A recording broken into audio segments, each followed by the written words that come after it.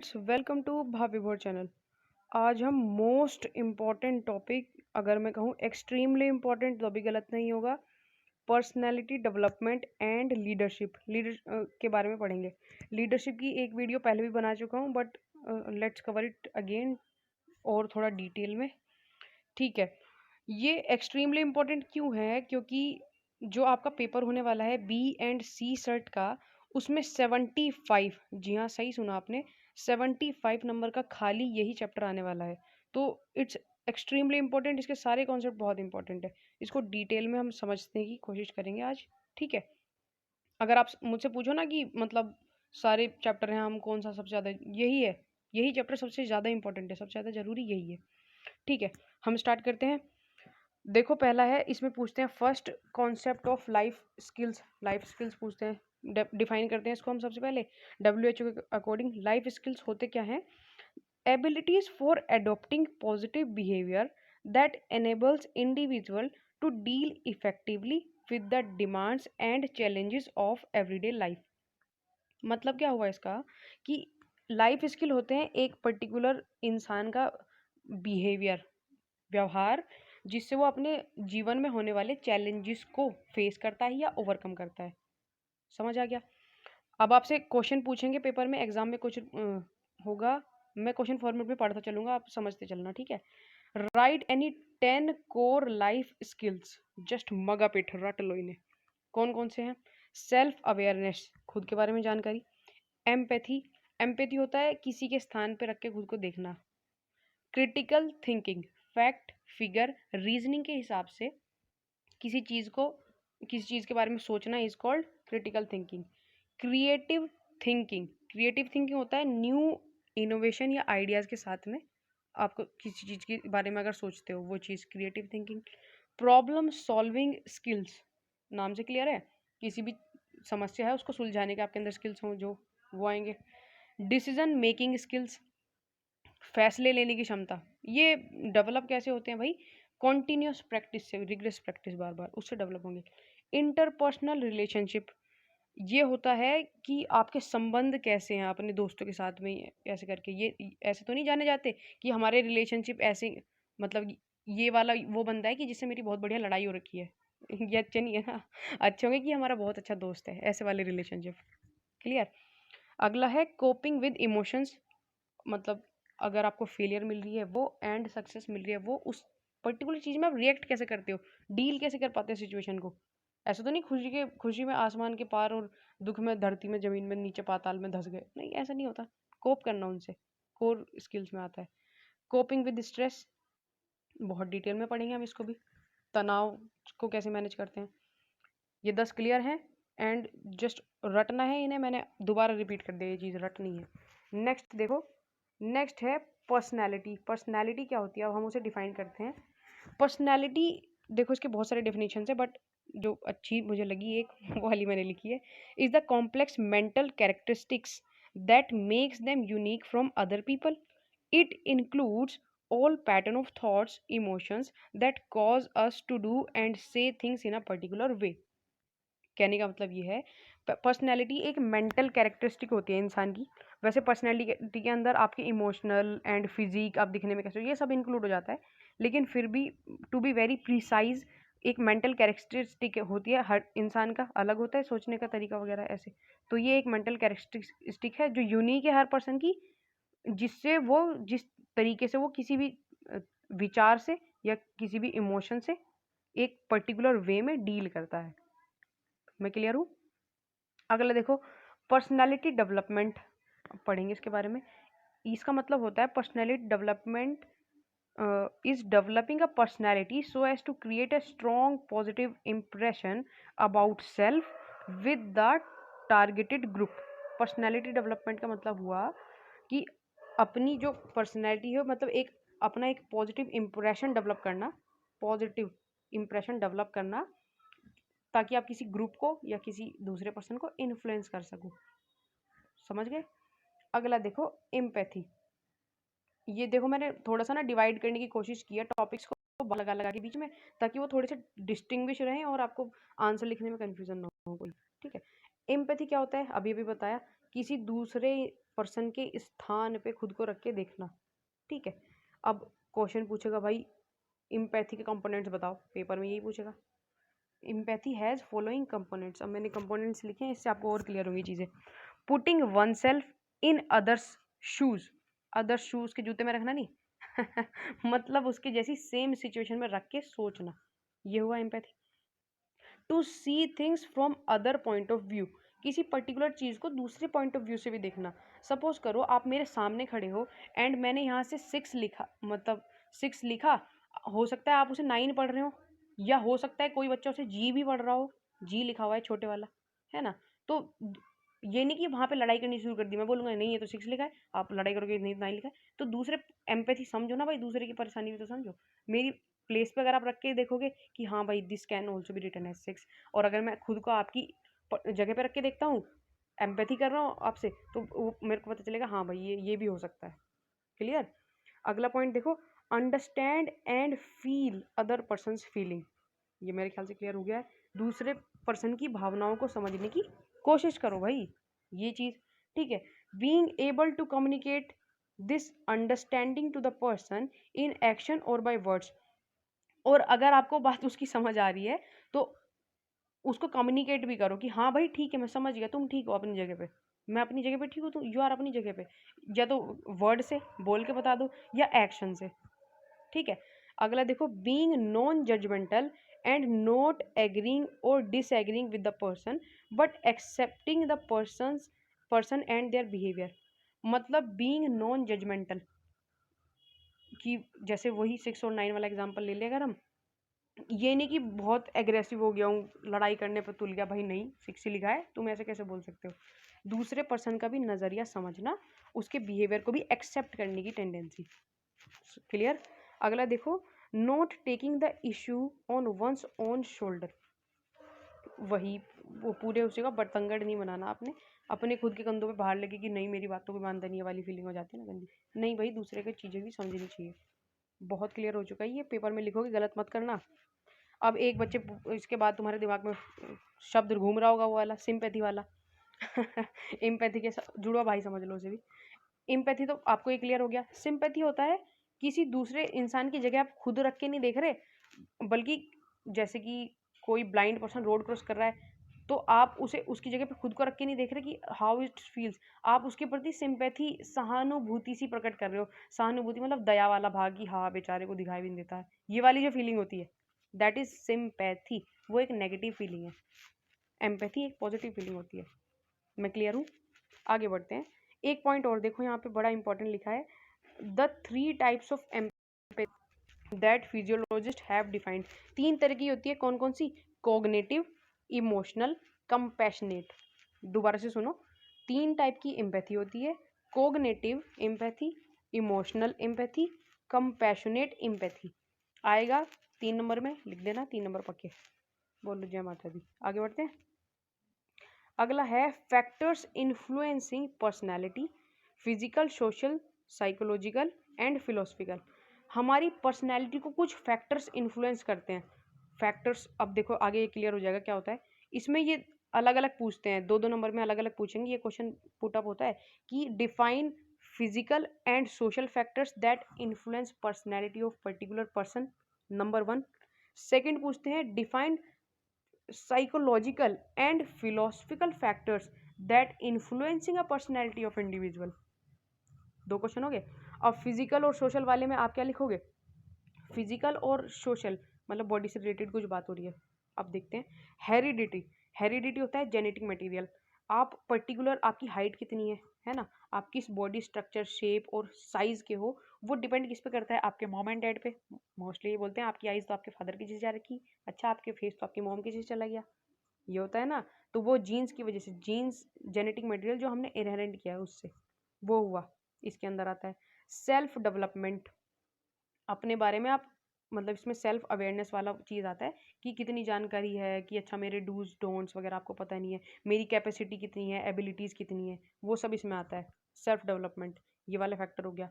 Environment, माहौल कैसा है आपका आसपास का, इन्वायरमेंट वही होता है जैसे आपके घर का कैसा पॉजिटिव माहौल है, आके बिल्कुल रिलैक्स फील होते हो या फिर ऐसा फीलिंग होती है कि भाग खड़े हो इधर से या इसके लिए मैं हमेशा एग्जांपल देता हूँ यूनिवर्सिटी वाला, कि बहुत सारे लोग कमेंट करते हैं कि पर्टिकुलर बच्चे को दिल्ली यूनिवर्सिटी भेजने की क्या ज़रूरत थी, यहाँ पे भी तो पढ़ाई कर रहा था भाई, यहाँ पे भी तो कॉलेज है। लेकिन पर्टिकुलर आप उस यूनिवर्सिटी के बच्चे को उठा के देखो और एक नॉर्मल स्टूडेंट को उठा के देख लो, तो आपको पता चल जाएगा कि दैट जो बच्चे ने दिल्ली यूनिवर्सिटी से पढ़ा है, उसके इन्वायरमेंट की वजह से उसका जो पर्सनैलिटी है वो कितनी इफेक्ट हो चुकी है, चेंज हो जाएगी बिल्कुल। या आप इस तरीके से देख लो कि एक IIT में पढ़ा हुआ बच्चा है एंड एक नॉर्मल इंजीनियरिंग कॉलेज से पढ़ा हुआ है, इन्वायरमेंट का इफेक्ट होता है। क्लियर। एक एजुकेशन, भाई जितना पढ़ोगे उतनी बढ़िया पर्सनैलिटी होगी, ऑफ कोर्स होशियार लोग भी पर्सनैलिटी अलग होती है बिल्कुल, है ना। लाइफ सिचुएशंस, किस तरीके की सिचुएशन आपने लाइफ में फेस करी है, उस वजह से भी आपका पर्सनैलिटी का डेवलपमेंट होता है। और अगर आपका उन सिचुएशंस के प्रति पॉजिटिव एटीट्यूड रहा है तो आपका बहुत बढ़िया डेवलपमेंट होगा कि अच्छा हाँ, मेरे आई एम इन पॉवर्टी, मतलब इसका है कि मुझे स्ट्रगल करना है, हार्ड वर्क करनी है ताकि मैं इस सिचुएशन से निकल सकूँ। तब फिर जब कहीं पे जाके स्पीच दोगे ना बढ़िया सी, तो बताओगे सारी चीज़ कि मैंने सिचुएशन फेस करी और मैंने इनको टक्कर ली और उसके बाद मैं जीत के आया हूँ, ये वाली बात आएगी। और कुछ नेगेटिव होंगे, हमारे तो हाल ही ऐसे हैं, गरीब लोग हैं हम तो दैट इज नेगेटिव में आ जाएगा। फैक्टर्स क्लियर हो गई है, भूलना नहीं है। अगला देखो साइकोलो फिलोसफिकल पूछेंगे अगर, उसमें आता है पास्ट एक्सपीरियंसेस। साइकोलॉजिकल और फिलोसफिकल थोड़ा दिमाग से रिलेटेड, ये वाले थोड़े फिजिकल रिलेटेड थे, ये दिमाग से रिलेटेड से आएंगे। फिजिकल इसमें पहला क्या पढ़ा मैंने, पास्ट एक्सपीरियंसेस, पुराने अनुभव के अनुसार, है ना। पुराने अनुभव के अनुसार आपकी पर्सनैलिटी इंक्रीज हो जाती है। हाँ भाई ठीक है, बस में ना पीछे की तरफ उतरने से इंसान गिर सकता है, एक बार गिर गए होंगे तो तमीज़ से चलते होंगे अब उतरने वाला ठीक होगा। ठीक है, ड्रीम्स एंड एम्बिशंस, हाँ बिल्कुल आपकी पर्सनैलिटी इंप्रूव हो जाती है आपके ड्रीम्स और एम्बिशंस के हिसाब से। सपोज करो that you want to be a sub inspector, तो आपकी पर्सनैलिटी अलग टाइप से डेवलप हो जाएगी। और उसी हिसाब से अगर आप सपोज कि you want to be IPS officer या एक आर्मी ऑफिसर, तो तुम्हारी पर्सनैलिटी उस हिसाब से एनहेंस होगी, तुम्हारा एफर्ट और हार्ड वर्क का लेवल अलग हो जाता है, इस वजह से वो उस जगह पर्सनैलिटी इंक्रीज हो जाती है बढ़िया से। क्लियर। अगला देखो सेल्फ इमेज, आप खुद को किस तरीके से देखते हो, ऐसे तो नहीं देखते अरे मैं तो दुनिया का सबसे नालायक नाकारा निकम्मा इंसान हूँ, मेरे बस की कुछ नहीं है, मुझसे कुछ नहीं होगा कुछ की सेल्फ इमेज ऐसी भी कुछ की होती है कि नहीं नहीं मैं मेहनत कर रहा हूँ, मैं कुछ कर सकता हूँ, ये काम मेरे से ही होगा और मैं करके दिखाऊंगा, ये वाला वो सेल्फ इमेज। आप खुद को कैसे देखते हो, क्लियर हूँ मैं। वैल्यूज, वैल्यूज होती हैं, देखो पिछली वीडियो लीडरशिप वाली वीडियोस में अगर आपने देखा होगा तो मैंने वैल्यूज भी पढ़ाई थी उसमें। वैल्यूज की, आप ईमानदार हो, ये आपकी एक वैल्यू है ना। आप कभी झूठ नहीं बोलते, आप एक विश्वास पात्र हो, ऑनेस्ट पर्सन हो, रिलायबल हो, ये वैल्यूज हैं आपकी। तो जो बंदे के अंदर अच्छी अच्छी वैल्यूज होंगी उसकी पर्सनैलिटी ऑफकोर्स अच्छी होनी है। हो गई है सारी क्लियर, लिख देना पेपर में, अब गलती मत करना, पीटूंगा नहीं तो। अगला देखो सेल्फ अवेयरनेस, नेक्स्ट टॉपिक ही समझ लो इसे सेक्शन के हिसाब से। सेल्फ अवेयरनेस होता है, सेल्फ अवेयरनेस खुद के प्रति जागरूकता, includes our recognition of our character, strength, weakness, desires and dislikes. हमें अगर अपने बारे में पता हो, क्या क्या पता हो भाई, खुद के बारे में, हमारा कैरेक्टर कैसा है, हमारे गुण कैसे हैं, खुद से बेहतर इंसान कोई नहीं जानता। हमारी स्ट्रेंथ क्या है, पॉजिटिव पॉइंट्स क्या है मेरे, ये चीज़, मेरी वीकनेस क्या है, मेरे नेगेटिव पॉइंट्स क्या है, मुझ में कॉन्फिडेंस की कमी है ऐसा वाला फील, है ना। स्ट्रेंथ क्या है, दैट मैं फिजिकली बहुत फिट हूँ, मेरा माइंड सेट बड़ा स्ट्रॉन्ग है। या डिज़ायर्स, डिज़ायर्स इच्छाएं कैसी हैं, वही IPS ऑफिसर बनना या आर्मी ऑफिसर बनना। या डिसलाइक्स, मुझे क्या चीज़ पसंद है या पसंद नहीं है, इसके बारे में अगर आपको पर्याप्त अच्छी जानकारी है ना अपने बारे में, इसका मतलब है कि आप सेल्फ अवेयर हो। अभी मैं पूछूंगा तुम्हारा फेवरेट कलर कौन सा है, तुम सोच में पड़ जाओगे कौन सा था, सारे ठीक लगते हैं, मतलब तुम खुद के बारे में अवेयर ही नहीं हो यार। क्लियर हो गया। अब देखो दो क्वेश्चन है इसके अंदर पे, one is asked define dimensions of self, या how many types and write their names, dimensions of self. And अगला पूछेगा कि डायमेंशंस ऑफ सेल्फ अवेयरनेस। एक ट्रिक बताता हूँ, डायमेंशंस ऑफ सेल्फ 4 नंबर का सवाल पूछेंगे और dimensions of self awareness 10 number का सवाल पूछेंगे। इससे क्लियर हो जाना चाहिए, या तो या अपने दिमाग में ये चीज़ मतलब फिट कर लो। सेल्फ का पूछेंगे, इसमें 4 पॉइंट आते हैं, सेल्फ 4 तरीके के होंगे, और सेल्फ अवेयरनेस में SS करके 8 पॉइंट आ जाते हैं। पढ़ें, सेल्फ डायमेंशंस ऑफ सेल्फ का अगर सवाल पूछे तो ये होते हैं 4 तरीके की, कौन कौन सी, self image, real self, social self, ideal self, बहुत इंटरेस्टिंग है, सुनना ध्यान से। सेल्फ इमेज होती है the way we see our self, आप खुद को किस तरीके से देखते हो, दैट इज सेल्फ इमेज। अभी बता दिया अच्छे से। रियल सेल्फ, आप असली में किस तरीके के हो, that is real self. Social self, कि दूसरे लोग आपको कैसे देखते हैं, आपके मदर फादर या आपके पेरेंट्स आपको किस तरीके से देखते हैं, ये होगा सोशल सेल्फ। एक होता है आइडियल सेल्फ, कि आप किस तरीके के बनना चाहते हो, एक पर्टिकुलर आर्मी का ऑफिसर उस तरीके का बनना चाहते हो, वो आपका आइडियल सेल्फ हो गया। क्लियर। नेक्स्ट है हमारा डायमेंशंस ऑफ सेल्फ अवेयरनेस। इसके ब्रैकेट में मैंने लिखा है मदर ऑफ पर्सनैलिटी डेवलपमेंट। इससे अंदाजा लगा लो ये कितना ज़्यादा इंपॉर्टेंट है। 10-15 नंबर का पूछ लेते हैं, कोई बड़ी बात नहीं है, आराम से आ जाते हैं, सवाल टपक जाएगा। डायमेंशन ऑफ सेल्फ अवेयरनेस में आप लिखोगे, पहला होता है सेल्फ रियलाइजेशन, वही चीज़ खुद के बारे में पता होना, रियलाइजेशन, ठीक है। सेल्फ नॉलेज और सेल्फ एक्सप्लोरेशन, इसके अंदर पे 3 चीज़ आती हैं। आपको सेल्फ की नॉलेज होनी चाहिए और एक्सप्लोरेशन, मतलब किस डायमेंशन में खुद को बढ़ाना है, कहाँ लेके जाना है, ये चीज़। इसमें 3 चीज़ें क्या क्या हुई, फिजिकल सेल्फ, मतलब आपकी बॉडी का, आपका वेट कितना है भाई, आपकी हाइट कितनी हो गई है ना, ये सारी चीज़ें पता है तो ये फिजिकल सेल्फ हो गया। सोशल सेल्फ की थोड़ा सा कि आपके मतलब जो फैमिली वाले हैं, ये दोस्त वाले आपको किस तरीके से देखते हैं, वही चीज़ होगी सोशल सेल्फ। इनर सेल्फ, आपको इनर सेल्फ आती है अंदर से कि आपके गोल्स क्या हैं, ड्रीम्स क्या हैं, एम्बिशंस या सीक्रेट्स या फियर्स, क्या क्या चीज़ें हैं पता है खुद के बारे में, तो ये इनर सेल्फ आता है।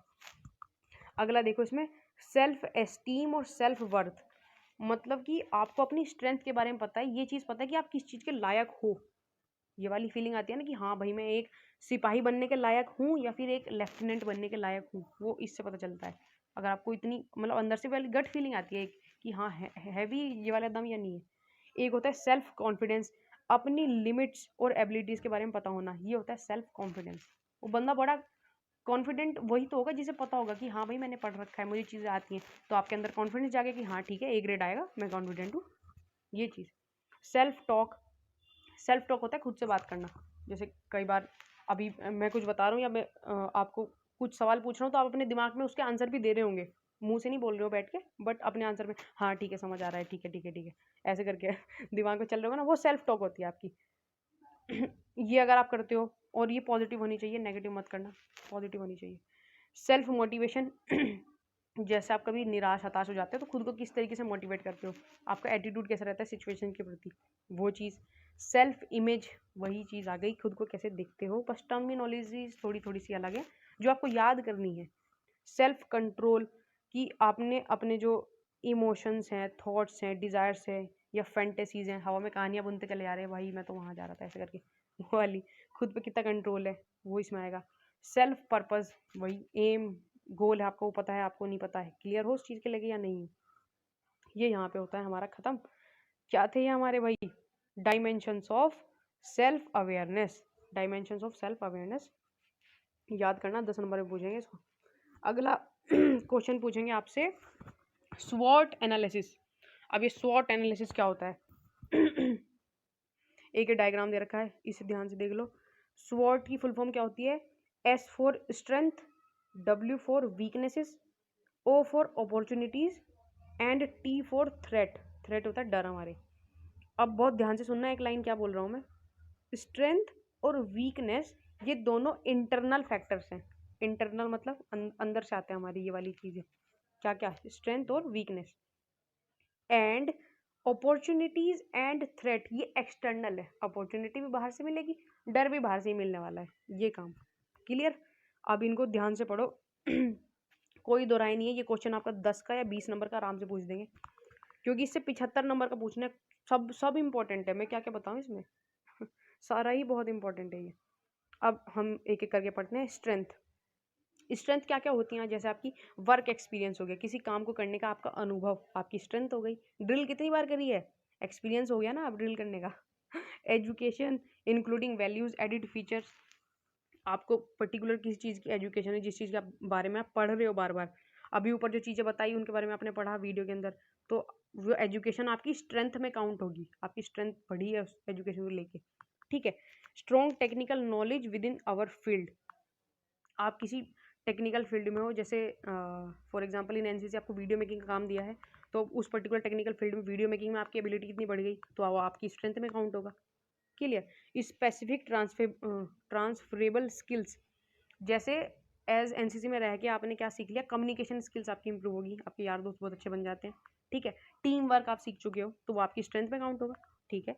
पर्सनल कैरेक्टरिस्टिक्स, आपका फिजिक्स बहुत सुधर चुका है, आपकी स्टेमिना एंड्योरेंस बहुत बढ़ चुकी है, पर्सनल कैरेक्टरिस्टिक्स के अंडर पे आता है, वो भी आपकी स्ट्रेंथ है। स्ट्रेंथ खाली बॉडी वाली पावर नहीं होती, इतना सब कुछ आता है, ये सब देख लो। ठीक है। गुड कॉन्टैक्ट, सक्सेसफुल नेटवर्किंग, वही एक ऊपर बताया था कि आपके ऐसे ऐसे संबंध तो नहीं है, नेटवर्किंग ऐसी तो नहीं कि ये वही इंसान है जिससे मैंने बहुत बड़े से लड़ाई करी थी, नहीं नहीं आप मतलब इसकी मैंने हेल्प की थी, या ये मेरा दोस्त है, इस तरीके से अच्छी सॉर्ट नेटवर्किंग होनी चाहिए ताकि वो काम भी आ सके।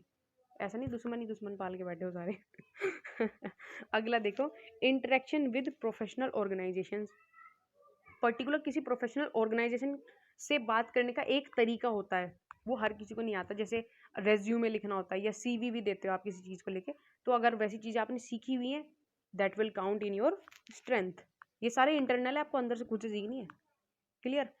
अगला देखो, वीकनेस, वीकनेस नाम से ही क्लियर है, कमजोरियाँ, कि लैक ऑफ वर्क एक्सपीरियंस, कम है हमारे पास तो भाई ज़्यादा एक्सपीरियंस नहीं है काम का, तो वो हमारी वीकनेस हो जाएगी। लो मार्क्स, रॉन्ग मेजर, मतलब गलत तरीका अपना रहे हो या कम नंबर आ रहे हैं, तो वो आपकी वीकनेस में काउंट होता है। मेहनत नहीं कर रहे, स्ट्रॉन्ग स्ट्रेंथ नहीं बना रहे एजुकेट होके उसको। अगला देखो, lack of goals, self knowledge and specific job knowledge, पता ही नहीं जाना कहाँ, गोल खुद के बारे में नॉलेज ही नहीं है। अभी पूछा था भाई खाने में क्या चीज़ पसंद है, तो पता ही नहीं। कलर कौन सा अच्छा लगता है, नहीं पता। फिजिकल में हाइट कितनी है तुम्हारी, सेंटीमीटर के अंदर, नहीं पता। ये चीज़ हो जाती है, तो ये तुम्हारी वीकनेस में काउंट होगा, कहीं भी फंस सकते हो इस बात को लेके। वीक टेक्निकल नॉलेज, आजकल कंप्यूटर का ज़माना है, 5G टेक्नोलॉजी आ रही है धरती पे, तो आपको टेक्निकल थोड़ा सा ज्ञान होना चाहिए। बिल्कुल काला अक्षर भैंस बराबर है, तो ऐसा बिल्कुल नहीं चलने वाला, वो वीकनेस में काउंट होगा। वीक स्किल्स की, लीडरशिप में कमजोर है आपकी स्किल्स, उसके डेवलप नहीं हुए, कम्युनिकेशन नहीं, बात नहीं कर पाते, काफ़ी इंट्रोवर्ट पर्सनैलिटी के पर्सन हो, या टीम वर्क नहीं कर पाते, ये वाली फीलिंग रहती है मैं सब कुछ अकेला ही कर लूँगा, टीम वर्क में काम नहीं कर पाते, ये वीकनेस में काउंट होगा। वीक जॉब हंटिंग स्किल्स, मतलब आप क्या बोलते हैं, नौकरी पे एक बार जॉब हंटिंग ढूंढ नहीं पाते एक तो अच्छी जॉब, और मिल रही है तो टिक नहीं पाते उस पर, ये भी वीकनेस हो जाएगी। नेगेटिव पर्सनल कैरेक्टरिस्टिक्स, मतलब आपकी जो रिलेशनशिप्स है वो बढ़िया नहीं है दूसरे लोगों के साथ में, ये वीकनेस हो सकती है। पेपर में लिखना है, नंबर लेने हैं हमें, तो और कुछ करना ही नहीं है। अगला देखो, अपॉर्चुनिटीज़ अपॉर्चुनिटीज़ एंड थ्रेट, कौन से थे ये, एक्सटर्नल फैक्टर्स। ओके, पहला देखो अपॉर्चुनिटीज़ होती हैं जैसे positive trend in our field that will create more jobs, जैसे आपको पता चला कि 5G टेक्नोलॉजी आ रही है एंड ऑनलाइन मार्केटिंग बहुत ज़्यादा इंक्रीज हो रही है। Online marketing, don't confuse it with network marketing, ये होती है जैसे फीवर पे या साइट डेवलपमेंट, वेब डिज़ाइनिंग, ये सारी चीज़ें तो आपको पता है ये नई चीज़ें आ रही हैं आपकी फील्ड में, इसमें जॉब की अपॉर्चुनिटीज़ हैं। जितना जल्दी जो बंदा सीख लेगा उतनी जल्दी उसमें आगे चला जाएगा। Clear. Opportunities one could have in a field by enhancing our education, हाँ ठीक है भाई, बिल्कुल सही बात है, जितनी एजुकेशन आप बढ़ाओगे उतनी ज़्यादा अपॉर्चुनिटीज़ आपको मिलेंगी। जैसे 10th के बाद आप कुछ फॉर्म भर पाओगे, है ना, 12th के बाद NDA ये कर पाओगे, है ना, ग्रेजुएशन कर ली तो CDS हो गया, एंड FED भी हो गया, NDA भी हो गया, बहुत सारे फॉर्म्स भर सकते हो ऐसे करके ना, तो अपॉर्चुनिटीज़ बढ़ी तो रही है एक तरीके से। ठीक है। Field field which particularly need our set skills, कुछ पर्टिकुलर फील्ड, जैसे किसी ने ITI से मैकेनिकल के अंदर या मेडिकल के अंदर या नर्सिंग के अंदर ही पर्टिकुलर स्किल एक्वायर कर लिया कि हाँ मैं होटल मैनेजमेंट में परफेक्ट बंदा हूँ एंड उसी चीज़ की डिजायर्ड है, तो वहाँ पे एकदम से उसको अपॉर्चुनिटी मिल जाएगी, यही काम आता है, यही मिल गया मुझे, ये अपॉर्चुनिटी ग्रेस्पिंग वाला काम हो जाएगा। Opportunity for advancement in our field, वही आपको नेक्स्ट लेवल की थोड़ी जानकारी है, पर्टिकुलर जो काम कर रहे हो उसके बारे में और जानकारी दाएं बाएं से इकट्ठा करते रहा करो ताकि अपॉर्चुनिटीज आप मिस ना कर पाओ। अगला देखो, career path one has chosen which provide unique opportunities, ऐसा नहीं कि भाई IIT JEE सारे कर रहे तो सारे वहीं जाके ठूसेंगे, नहीं भाई ऐसा मत करो वहाँ पे इतनी भीड़ है, यूनिक अपॉर्चुनिटीज़ देखो ना, जैसे कि फॉर एग्जांपल लाइब्रेरियन का कोर्स होता है, तो बहुत कम लोगों को पता है भाई लाइब्रेरियन, जो लाइब्रेरी में बंदे बैठते हैं प्रोफेसर वो भी बनते हैं, तो ऐसी अपॉर्चुनिटीज़ ढूंढने की कोशिश करा करो। जैसे फॉर टीचर्स के लिए हिंदी इंग्लिश मैथमेटिक्स सब पढ़ा रहे हैं, लेकिन वर्क एक्सपीरियंस भी तो कोई पर्सन पढ़ा रहा है ना, आर्ट एंड क्राफ्ट का भी तो, योगा का भी तो कोई टीचर है, फिजिकल भी तो PI है, उनमें कम होती है कंपटीशन, तो वहाँ जाना आसान होता है। स्ट्रॉन्ग नेटवर्किंग, हाँ ठीक है, आपके संबंध बहुत अच्छे हैं लोगों से, तो जल्दी आपको अपॉर्चुनिटी मिलेगी, आपके पास इन्फॉर्मेशन फ्लो बहुत अच्छा होगा। आपके दोस्त जैसे बढ़िया बढ़िया होंगे ना, तो बता देंगे भाई देख ले यहाँ नौकरी निकल रही, फॉर्म भर ले। नहीं तो छूट जाएगी, तब पता चलेगा वो शेट एनडीए फॉर्म निकल भी गया था, मैंने तो भरा ही नहीं। अगला देखो, थ्रेट। थ्रेट होता है negative trend in our field, ये बेसिकली इनके अपोजिट सही समझ लो एक तरीके से, फटाफट देखते हैं। Negative threat in our field that diminish our job, की मतलब टेक्नोलॉजी के आने की कारण जॉब खत्म होती जा रही है, वो नेगेटिव ट्रेंड है जिसके पीछे जॉब कम हो रही है, ये हमारा डर ही एक तरीके से। Competitor with superior skills and knowledge, हाँ ठीक है, किसी बंदे ने कोई सुपीरियर स्किल नॉलेज एक्वायर ज़्यादा अच्छे से कर ली है, तो वो तुम्हें रिप्लेस कर देगा, तुम्हारी जॉब से भगा देगा तुम्हें तुरंत, कहेंगे हम तो अच्छे बंदे को लेंगे, ये वाली चीज़। Competitor who went to colleges for better reputation, जैसे कि मतलब कॉलेज होता है ना, बीटेक का कॉलेज हो गया, तो उसमें बाहर से कंपनीज आती हैं बंदे हायर करने के लिए, है ना, तो वहाँ पे बहुत अच्छे अच्छे पर्सन्स होंगे, कंपटीशन इतना ज़्यादा हाई है, तो वो आपके लिए थ्रेट ही है एक तरीके से, वो डर हुआ आपका। ऑब्स्टिकल्स इन आवर वे, कि आपको एडवांस एजुकेशन की नॉलेज वगैरह नहीं है, तो वो उसकी वजह से थ्रेट हो गया वो एक तरीके से आपका। Limited advancement in our field, cut throat competition, ठीक है भाई, कट थ्रोट कॉम्पिटिशन क्लियर है शायद, ये तो सबको पता ही होगा। Companies not hiring people with our degree, basically ऐसा कोई कोर्स करके बैठ गया जिसकी डिमांड ही नहीं है मार्केट के अंदर, तो वहाँ पे एक थ्रेट हो जाएगा। अब इसमें समझ आया ये चीज़, ये पता चला कि जैसे कि आपने स्ट्रेंथ का अगर याद कर लिया तो वीकनेस का उसका उल्टा लिख देना, अपॉर्चुनिटीज़ का अगर याद कर लिया तो थ्रेट का उसका उल्टा लिखना है। बस एक बार वर्डिंग इसमें ना पढ़ लेना या कहीं पे लिख लेना ताकि आपको याद रहे। अगला एक लाइन और देख लो, इसमें क्या लिखा है। The purpose of SWOT is to activate, promote and identify strength, minimize weakness, planning them for out existence, exploit the opportunities before the window close, and have contingencies planned in place to minimize threats before they materialize। मतलब क्या हुआ, SWOT analysis पढ़ने का मकसद क्या है हमारा, जैसे आपने पढ़ा होगा तो दिमाग थोड़ा सा खुला होगा। इससे क्या कि हमारे स्ट्रेंथ को हम बढ़ा सके, क्या क्या स्ट्रेंथ होती है वो हमने सीख लिया ना, पता होगा तभी तो बढ़ा पाओगे। मिनिमाइज कर सके हमारी वीकनेस क्या क्या है, उनको कम करने की कोशिश करें। अपॉर्चुनिटीज़ हैं उनको ग्रैस्प करने की कोशिश करें, हमें मिल जाए वो बढ़िया से। और जो हमारे थ्रेट्स हैं उनको ओवरकम करने की कोशिश करें, ताकि ये ना हो कि हमारे थ्रेट की वजह से हम कहीं पे लैग कर रहे हैं, पीछे छूट रहे हैं। बहुत क्लियर, ठीक है। अब देखो बहुत इंटरेस्टिंग है ये वाली चीज़ भी, मज़ा ही आ जाएगा पढ़ के। ये है जोहारी विंडो, नाम सुन के इतना अच्छा लग रहा है। जोहारी विंडो, फोटो देखो पहले ध्यान से। जोहारी विंडो में 4 चीज़ होती हैं, इसको कहीं जोहारी विंडो मॉडल भी लिखा आपको मिलेगा, यहाँ पे देखो ध्यान से, जोहारी विंडो मॉडल। इसके अंदर आता है open, blind, hidden, unknown. Open वाले में होता है कि कुछ ऐसी चीज़ें जो नोन बाय द पर्सन, मुझे पता है लेकिन दूसरों को नहीं पता। ओपन, जो मुझे पता है दूसरों को नहीं पता। ब्लाइंड, ब्लाइंड का मतलब होता है कि वो मुझे नहीं पता मेरे बारे में पर दूसरे लोग जानते हैं। मैं क्लियर हो रहा हूँ। हिडन, हिडन का मतलब होता है कि नोन बाय द पर्सन, मुझे पता है but known by the, but not known by the others, दूसरों को नहीं पता। अननोन, ये तो ओपन, आई एम सॉरी दोबारा क्लियर कर देता हूँ इसको। ओपन वो वाली चीज़ है जो मुझे पता है दूसरों को पता है, मेरा नाम मुझे पता है दूसरों को पता है, हाँ ठीक है, वो ओपन हुआ एक तरीके से। ब्लाइंड, वो पर्टिकुलर चीज़ मुझे नहीं पता दूसरों को पता है, मेरा बिहेवियर कैसा है ये मुझे नहीं पता लेकिन दूसरे बच्चे जानते हैं कि हाँ कि ये पर्सन इस तरीके से बिहेव करता है करती है जो भी, ठीक है। हिडन, हिडन का मतलब होगा, हिडन होता है छुपना, छुपा हुआ किसी तरह, हिडन छुपा हुआ को बोलते हैं।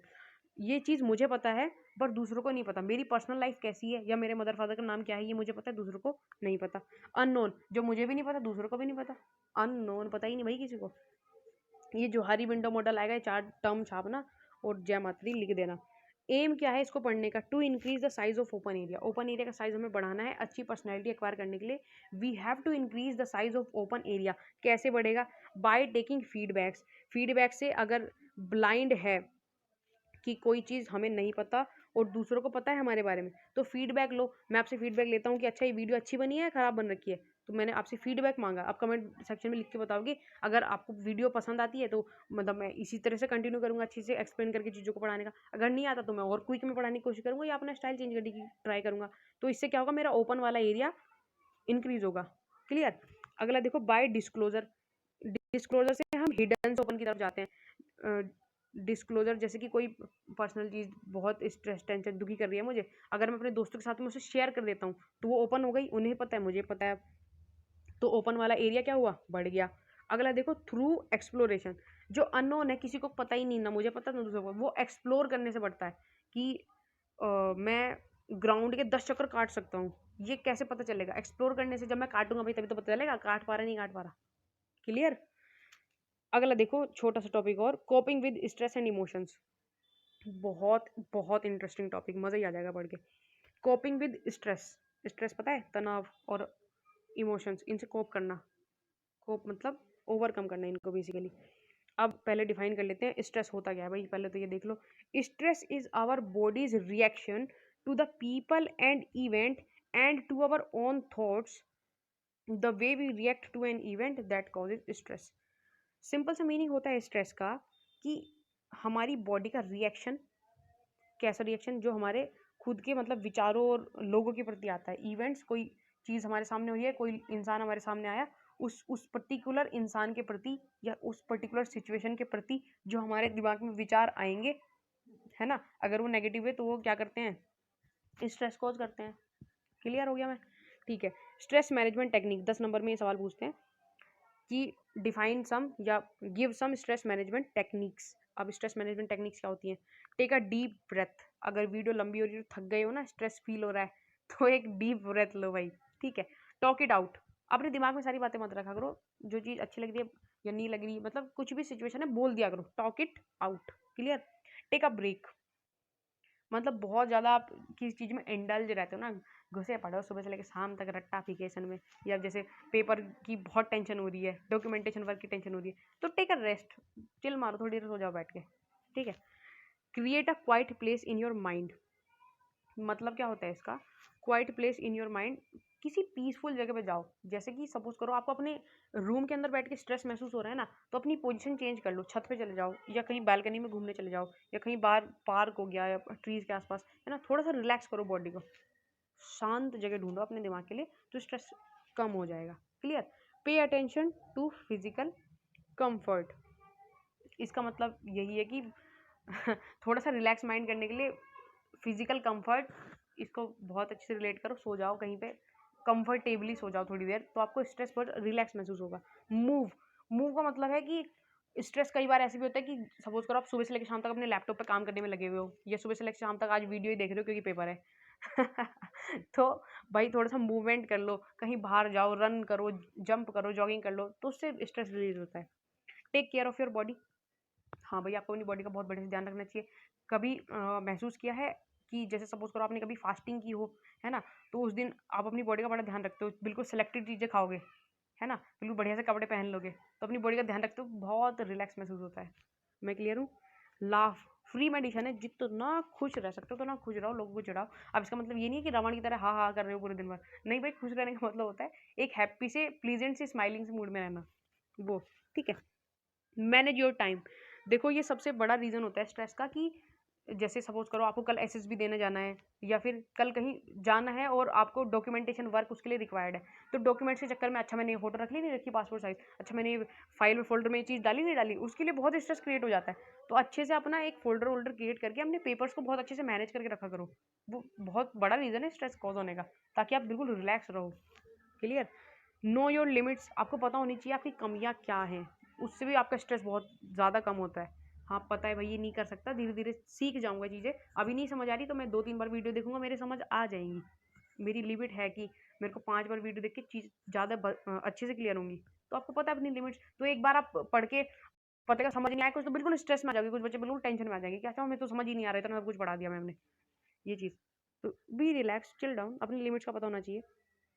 Do you have to be right always, ये सवाल पूछ दिया उन्होंने, क्या ये ज़रूरी है कि तुम हमेशा सही हो? नहीं भाई बिल्कुल भी नहीं, मैं गलत भी हो सकता हूँ, या कोई भी पर्सन गलत भी हो सकता है, भगवान तो नहीं है हर समय सही होने वाले हैं।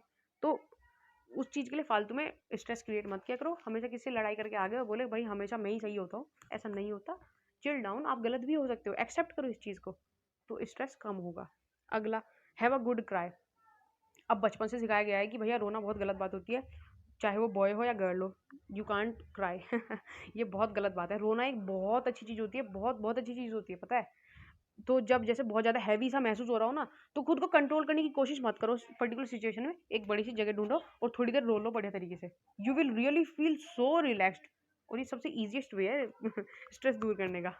Try this. हाँ, अगला देखो, look for a good things around you. अब अपने आसपास हमेशा नेगेटिव चीजें देखने में क्यों लगे रहते हो? कुछ बहुत पॉजिटिव चीजें भी हैं आपके आसपास। इसको बोलते हैं ग्रेटिट्यूड की भावना। अपने आसपास की पॉजिटिव चीजों को नोट करना। हाँ, मेरे को प्रॉपर क्लोथिंग मिल रही है, मेरे पास फोन है, मैं पढ़ पा रहा हूँ, है ना। मेरे पास पेरेंट्स है, इतने अच्छे पेरेंट्स, मेरे को 3 टाइम का पूरा प्रॉपर फूड मिल रहा है, बैलेंस डाइट मिल रही है। तो ये कितनी अच्छी अच्छी चीजें हैं, इन पे कभी ध्यान जाता है? जो नेगेटिव चीजें, जो परेशानी है वहीं ध्यान जाएगा तो स्ट्रेस क्रिएट होगा। पॉजिटिव चीजों पे ध्यान देने की कोशिश करो, जो अच्छी चीजें हैं आपके आसपास उन पे ध्यान देने की कोशिश करो। ठीक है। Talk less and listen more.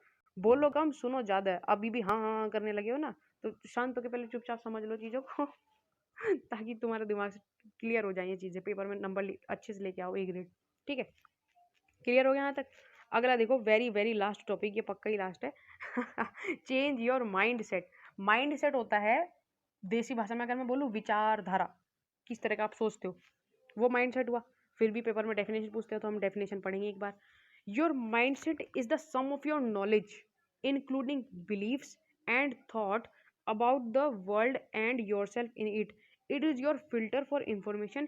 You get it and put out. It determines how you receive and react to the information. वही है, बहुत सिंपल सी बात है कि माइंडसेट क्या हुआ, आपके दिमाग में आपका सम ऑफ नॉलेज, कितनी जानकारी आपको है ना। आपके बिलीफ, विचार या थॉट्स जो हो गए, है ना, about the world and your self, दुनिया के बारे में और खुद के बारे में। आपकी नॉलेज, आपके विचार और थॉट्स दुनिया के बारे में और खुद के बारे में, वो क्या होता है आपका माइंड सेट। दिमाग की बात हो रही है, माइंड बोल ही दिया जब पहले। क्लियर हो गया ये? अब 2 तरह के माइंड सेट होते हैं। कौन कौन से भाई? Growth mindset, fixed mindset. बहुत ध्यान से सुनना मैं क्या कह रहा हूँ इस चीज अब, ठीक है। ग्रोथ माइंडसेट, ग्रोथ देखो, ग्रोथ किसके टर्म में यूज करते हैं? जैसे ट्रीज ग्रो कर रहे हैं, ग्रोथ माइंडसेट होता है, मतलब आपके ऐसे विचार हैं जो बढ़ना चाहते हैं, वो ग्रोथ माइंडसेट में आते हैं। And fixed mindset, fixed mindset जो जैसा है वो वैसा ही रहेगा, वो बढ़ना नहीं चाहता, मतलब ये हुआ। अब ग्रोथ माइंडसेट पॉजिटिव एटीट्यूड को वो करता है, एग्जिबिट। एंड फिक्स्ड माइंडसेट होता है नेगेटिव एटीट्यूड एग्जिबिट करता है। ग्रोथ माइंडसेट का पर्सन चाहेगा, उसके कुछ गोल्स होते हैं, एम्बिशंस होते हैं, कुछ अचीव करने की एबिलिटी उसके अंदर जागती है।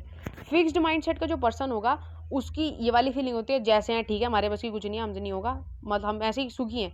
ये वाली फीलिंग जो होती है, ये फिक्स्ड माइंडसेट की होती है। मेरे ख्याल से आप इसमें डिफ्रेंशिएशन कर पाओगे। आगे चलो, अगला क्वेश्चन आपसे पूछेंगे 10 नंबर का। 10 नंबर का अगला सवाल पूछेंगे, how to change your mindset. अगर किसी पर्टिकुलर इंसान का माइंडसेट फिक्स्ड है, फिक्स तो मैंने बताया नेगेटिव है, खराब है भाई, जहाँ हो वैसे की थोड़ी ना रहना, तुम्हें तो बड़े होना है, ऑफिसर बनना है, तो आपको ग्रोथ माइंडसेट में आना पड़ेगा। अब भाई आए कैसे, ये तो बता दो। अब ये सुनते चलो भाई, लास्ट पॉइंट, चेंज कैसे करें आप माइंडसेट को और ग्रोथ माइंडसेट में कैसे आए, यही क्वेश्चन पूछेंगे पेपर में। Get the best information only. आपको अच्छी इंफॉर्मेशन अपने दिमाग में डालनी है, नेगेटिव इंफॉर्मेशन दूर रहना है, पॉजिटिव इंफॉर्मेशन ही अपने दिमाग में डालनी है। तभी तो कहते हैं ग्रोथ माइंडसेट वाली किताबें पढ़ा करो, ये वो। Reading is a good habit, उससे आपके दिमाग में पॉजिटिव विचार डलते हैं। अब जाके यूट्यूब पे 2-4 गाली वाली वीडियो देख ली तो उससे नेगेटिव दिमाग बनेगा ना, वहीं पे हंस मुस्कुरा के काम हो जाता है तुम्हारा। वो काम नहीं करना है ना, अगर सच में ऑफिसर बनना है तो। Role model the best people, जो अच्छे लोग हैं ना, जिसके जैसा बनना चाहते हो, उनको मिमिक करो, उनके रोल मॉडल बनाओ अपना। जैसे पर्टिकुलर आपने मनोज मुकुंद नरवाने साहब ले लिए, या फिर CDS विपिन रावत सर ले लिए, तो बेसिकली उन्होंने NDA क्रैक किया, इतने एफर्ट्स लिया एकेडमी में, इतने, उनकी स्टोरीज पढ़ोगे तो पता चलेगा ना कितने एफर्ट डाल डाल के वो पर्टिकुलर उस पोस्ट तक पहुंचे हैं। अगर ऐसा बनना चाहोगे तभी तो पर्सनैलिटी इंक्लूड हो जाएगी, माइंड सेट चेंज हो जाएगा तुम्हारा। ये चीज़ हुई। एग्जामिन योर करंट बिलीफ्स, अभी आपके जैसे विचार हैं उनको एग्जामिन करो, मतलब उनके बारे में सोचो थोड़ा सा कि ऐसा क्यों है ना। मैं आगे नहीं बढ़ना चाह रहा तो क्यों, कारण पूछो खुद से, क्वेश्चनिंग पुट अप करो, एग्जामिन करो अपने जो अभी बिलीव है उनको, ताकि आप आगे बढ़ सको। Clear? Shape your mindset with visions and goals. हाँ ठीक है, बिल्कुल सही बता चुका हूँ ये, कि अपने विजन्स और गोल्स रखो, एम रखो लाइफ में कुछ आगे बढ़ने का, तो आपका माइंडसेट चेंज होगा, ग्रोथ माइंडसेट में आप आ जाओगे। सिंपल। Find your voice. अब इसका मतलब ये नहीं कि मेरी आवाज़ होगी भाई, मेरी आवाज़ ढूंढ के दो कोई। ऐसा नहीं है। फाइंड योर वॉइस का मतलब होता है कि वो चीज़ ढूँढो जिस पर्टिकुलर काम के लिए आप बने हो। क्या आप एक ऑफ़िसर बनने के लिए बने हो?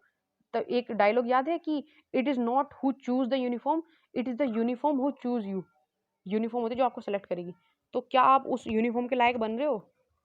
पर्टिकुलर अगर आपको बनना ही आर्मी में ही जाना है तो। ये बट क्या काम करना है? आपकी वॉइस क्या है ना? एकदम सुबह-सुबह अगर आपको बोले कि चलो आप एक प्रिंसिपल बनिए किसी स्कूल के, तो सुबह उठते ही कूद के जाओगे या फिर एक आर्मी फौजी में भर्ती होगे तब कूद के जाओगे? तो आपकी वॉइस क्या है basically? Clear? Protect your mindset. देखो इसका मतलब है कि अपने आसपास नेगेटिव लोगों को मत रखो जो बोलते हैं ना तुमसे ये नहीं हो पाएगा, तुम नहीं कर सकते, उनसे दूर भाग जाओ, सोशल डिस्टेंस फॉलो करो उनसे। और जो पॉजिटिव लोग होते हैं जो आपके अंदर पॉजिटिविटी इनकलकेट करने की कोशिश करते हैं, हमेशा ग्रोथ माइंडसेट वाले बंदे हैं उनके पास में रहो, है ना? तो इससे आपका माइंडसेट प्रोटेक्ट होगा। Let go of comparisons. देखो आप जैसे हो, जिस तरीके के हो, you are the unique person. अपने जैसा आप दूसरा इंसान धरती पे नहीं ढूंढ सकते। तो खुद को बिल्कुल कंपेयर मत किया करो किसी से। अपने आप जिस लेवल पे आज हो उससे मतलब 1% रोज इंक्रीज करते जा रहे हो ना, खुद में रोज इंप्रूवमेंट हो रहा है, तो भाई यू आर दी बेस्ट, तुमसे बेस्ट कोई नहीं हो सकता। तो ये डोंट लेट कंपेरिजन, उससे माइंडसेट ग्रोथ वाला नहीं होता, खराब हो जाता है माइंडसेट अपना। ठीक है, ये put an end to perfectionism. अपना जो काम कर रहे हो ना, जैसे मैंने आपको कुछ कैलकुलेशंस करने के लिए सवाल दे दिए, तो आपको ये गारंटी होनी चाहिए कि हाँ ये मैंने किया तो परफेक्ट होगा, इसमें गलती की गुंजाइश नहीं है। ये वाला ये धीरे धीरे प्रैक्टिस से आता है, बट कोशिश करो आप चीज़ें परफेक्ट करने की कोशिश करो। ठीक है, लुक एट द एविडेंस। मतलब ये वही जजमेंट वाली फील आती है कि आप मतलब देखे कि मेरा दोस्त है तो इसको मैं बचा लूँगा। नहीं, नहीं, एविडेंस सबूतों के आधार पे फैक्ट फिगर के हिसाब से जजमेंट दिया करो। इसका अपने माइंडसेट को ऐसा बनाओ कि वो ऐसा ही करे। क्लियर? अगला है रीडिफाइन व्हाट फेलियर मीन्स। अब फेलियर का मतलब ये नहीं होता, अगर आपके दिमाग में ऐसा कुछ है कि हार गया, आप कुछ नहीं हो सकता ज़िंदगी में, तो ये फिक्स्ड माइंडसेट वाले लोग ऐसे होते हैं कि भाई मैं हार गया, अब मेरा कुछ नहीं हो सकता, ये वाली फीलिंग। लेकिन जो ग्रोथ माइंडसेट के होते हैं वो खड़े होते हैं, उन्हें दोबारा करते हैं। उनके लिए एक आर्मी वाली पंच लाइन होती है, never never never never quit. हमें क्विट करना ही नहीं है भाई, हमें बिल्कुल नहीं क्विट करना। वो हमेशा आगे बढ़ने के प्रयास करते हैं। अगला देखो last point, stop worrying about what people think. लोग क्या कहेंगे ये चीज़ें मत सोचो, बिकॉज आप कुछ भी कर लो उन्हें कुछ ना कुछ कहना ही है, तो लेट देम से व्हाट दे आर सेइंग और अपना लगे रहो काम पे और आगे बढ़ते रहो। एंड अब एक मेरी बात मान के इस वीडियो को रिपीट करके देख लेना, मतलब विदाउट साउंड के आगे 10 सेकेंड आगे करके ना रीड आउट कर लेना एक बार, या मैं रिवाइज करवा दूँ। अगला टॉपिक हम पढ़ेंगे time management. If you want, चलो मैं एक बार क्विक रिवीजन करवा देता हूँ इसका, काफ़ी ज़्यादा हो गया। सबसे पहले हमें पढ़ा व्हाट इज स्किल, फिर हमने 10 कोर स्किल देखे जिसमें था self awareness, empathy, critical thinking, creative thinking, problem solving skill, decision making, interpersonal relationship, effective communication, coping with emotion, coping with stress. फिर हमने डेफिनेशन ली पर्सनैलिटी की, ओवरऑल हम जैसे हैं, पर्सनैलिटी डेवलपमेंट। फिर हमने एम्पैथी पढ़ा, दूसरी जगह खुद को रख के देखना, इसकी कंपोनेंट्स 3 टाइप की होती है, empathy, cognitive, emotional and compassionate. फिर हमने फैक्टर्स पढ़े इन्फ्लुएंस करते हैं जो हमारी पर्सनैलिटी को, कौन कौन से, फिजिकल और सोशल, जिसके अंदर आता है heredity, self development, environment, education, life situation. And फिर साइकोलॉजिकल एंड फिजिकल जो दिमाग से रिलेटेड है, जैसे कि पास्ट एक्सपीरियंस हो गए, ड्रीम या एम्बिशन हो गया, सेल्फ इमेज हो गया, वैल्यूज हो गया। फिर हमने पढ़ा सेल्फ अवेयरनेस के बारे में, जिसमें हमने देखा सेल्फ अवेयरनेस की डेफिनेशन, डायमेंशंस ऑफ सेल्फ, जिसमें 4 चीज़ थी, self image, real self, social self and ideal self. फिर हमने पढ़ी डायमेंशंस ऑफ सेल्फ अवेयरनेस, इसमें 8 पॉइंट थे, कौन कौन से, self realization, self knowledge, self esteem, self confidence, motivation, self image, self control, self purpose.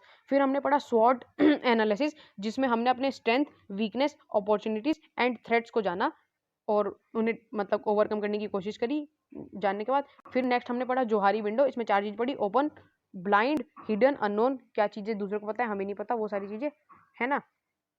फिर हमने पढ़ा कोपिंग विद स्ट्रेस, इतना स्ट्रेस हो जाता है, पूरे दिन काम करते रहते हैं, फ़ोन में लगे रहते हैं, इंस्टाग्राम चलाते रहते हैं, तो उसको कम कैसे करना है, उसके तरीके पढ़े, स्ट्रेस की डेफिनेशन। फिर स्ट्रेस की मैनेजमेंट टेक्निक, जैसे डीप ब्रेथ लेना, talk it out, take a break, create a place, quiet place for your mind, pay attention to physical comfort, movement करना, take care of your body, laugh, manage your time, know your limits, do you have to be always right, how have a good cry, look for the good things around you, talk less listen more. फिर हमने अपने mindset के बारे में पढ़ा and 2 तरह के mindset देखे, growth mindset and fixed mindset. And उसके बाद बहुत इंपॉर्टेंट, हमने कोशिश करी कि हम अपने फिक्स्ड माइंडसेट अगर हमारा है तो उसको ग्रोथ माइंडसेट में कैसे कन्वर्ट करें। आज की वीडियो थी हमारी और बहुत बहुत बहुत इंपॉर्टेंट थी। मैं इसे 50 बार बोलूँगा तो भी कम नहीं है। अगला हम ये इसका पार्ट 1 था, इसमें कुछ और इंपॉर्टेंट टॉपिक्स है क्योंकि मैंने आपको पहले ही बताया कि 75 नंबर का टॉपिक है। तो अगला हम इसकी टाइम मैनेजमेंट से स्टार्टिंग करेंगे नेक्स्ट वीडियो की। आज के लिए इतना ही, मिलेंगे नेक्स्ट वीडियो में। तब तक के लिए जय हिंद।